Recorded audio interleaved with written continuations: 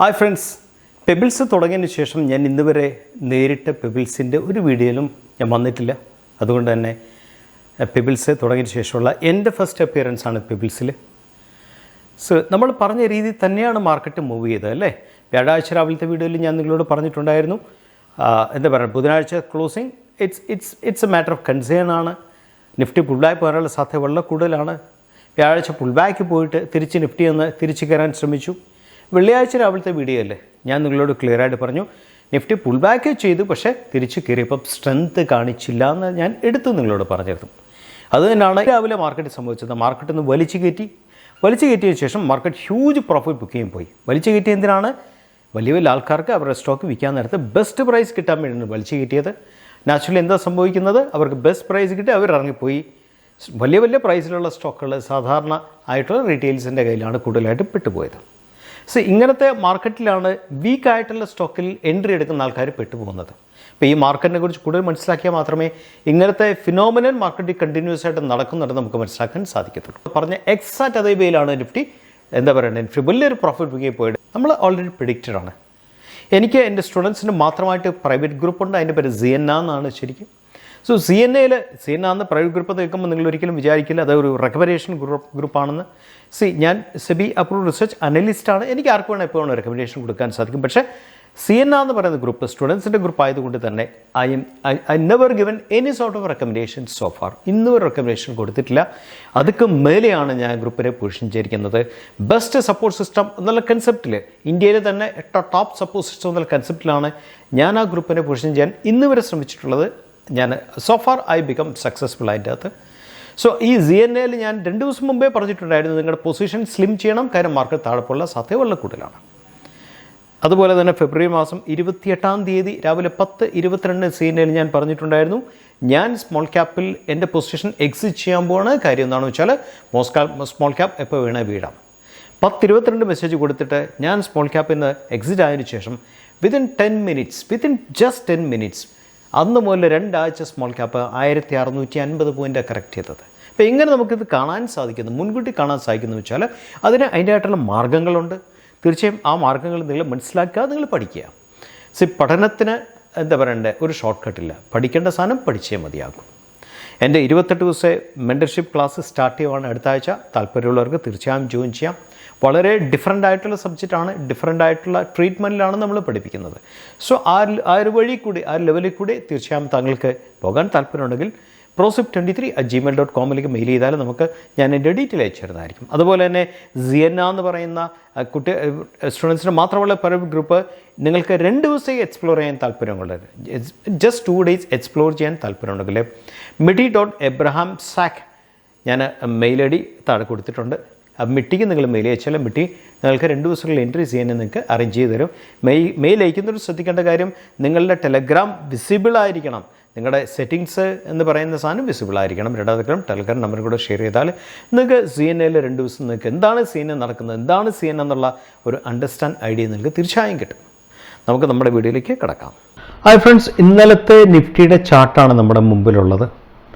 ഞാൻ ഓൾറെഡി നിങ്ങളെ 75 minutes chart explain ചെയ്യാൻ നേരത്ത് വ്യാഴാഴ്ചയും വെള്ളിയാഴ്ചയും ഡീറ്റെയിൽ ആയിട്ട് പറഞ്ഞിരുന്നു. ഞാൻ ഇതാണ് വെള്ളിയാഴ്ച രാവിലത്തെ വീഡിയോയിൽ എക്സ്പ്ലെയിൻ ചെയ്തത്. കാര്യം നിഫ്റ്റിയുടെ പുൾ ബാക്ക് കംപ്ലീറ്റ് ചെയ്തിട്ടുള്ള തിരിച്ചുള്ള കയറ്റത്തിൽ വീക്ക്നെസ് ആണ് കാണുന്നത്, സ്ട്രെങ്ത് അല്ല എന്ന് എടുത്തെടുത്ത് പറഞ്ഞിട്ടുണ്ടായിരുന്നു.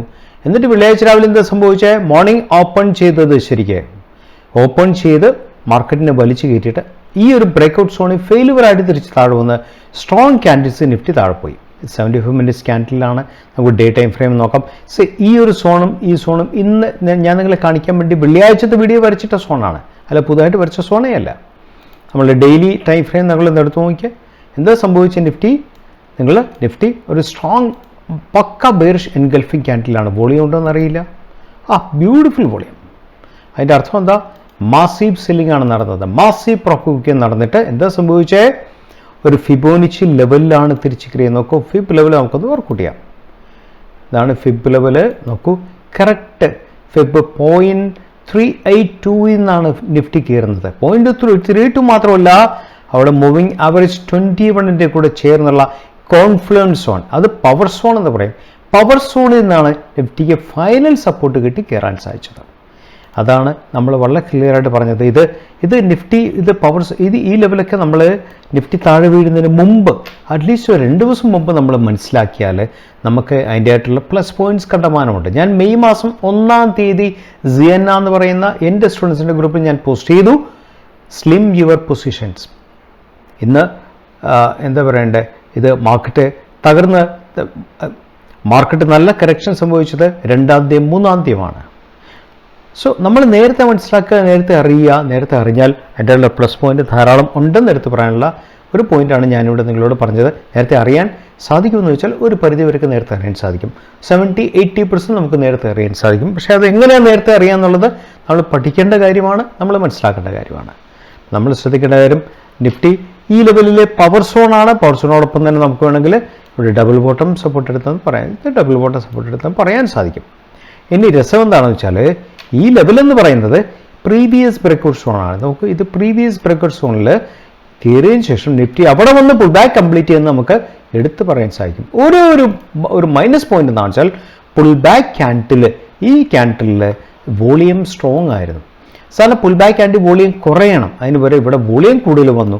അതുകൊണ്ട് തന്നെ പുൾ ബാക്ക് ആണോ ഒരു സെല്ലാണോ എന്നൊക്കെയുള്ളത് നമുക്ക് മൺഡേ മാർക്കറ്റ് കഴിഞ്ഞിട്ടേ പറയാൻ പറ്റുള്ളൂ. പക്ഷേ സോഫാർ പുൾ ബാക്ക് ആണെന്ന് നമുക്ക് വിശ്വസിക്കാം.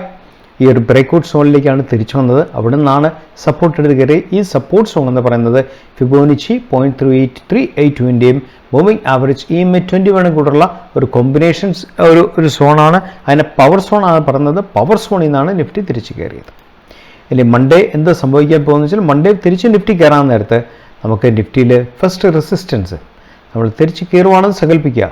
ഇതായിരിക്കും ഫസ്റ്റ് റെസിസ്റ്റൻസ് സോൺ. നിഫ്റ്റി ആദ്യം ഈ സോണിനെ കട്ട് ചെയ്യണം. എപ്പോഴും നമ്മൾ ശ്രദ്ധിക്കേണ്ട കാര്യം, ഒരു സ്ട്രോങ് ബെയറിഷ് ക്യാൻഡിലിനെ കട്ട് ചെയ്ത് മേളിൽ പോകണമെങ്കിൽ, അല്ലെങ്കിൽ പോസിറ്റീവായിട്ടുള്ള ഇമ്പാക്റ്റ് കൊടുക്കണമെങ്കിൽ ബെയറിഷ് ക്യാൻഡിലിൻ്റെ മിനിമം ഒരു പകുതിക്ക് മേളിലെങ്കിലും ക്ലോസ് ചെയ്താൽ മാത്രമേ എന്താ പറയണ്ടേ കുറച്ചുകൂടെ ബെയറിഷ്നെസ് മാറി എന്ന് പറയാൻ സാധിക്കത്തുള്ളൂ. ആ ലെവൽ നോക്കാമെങ്കിൽ ഇതാണ് എക്സാക്ട് ലെവൽ.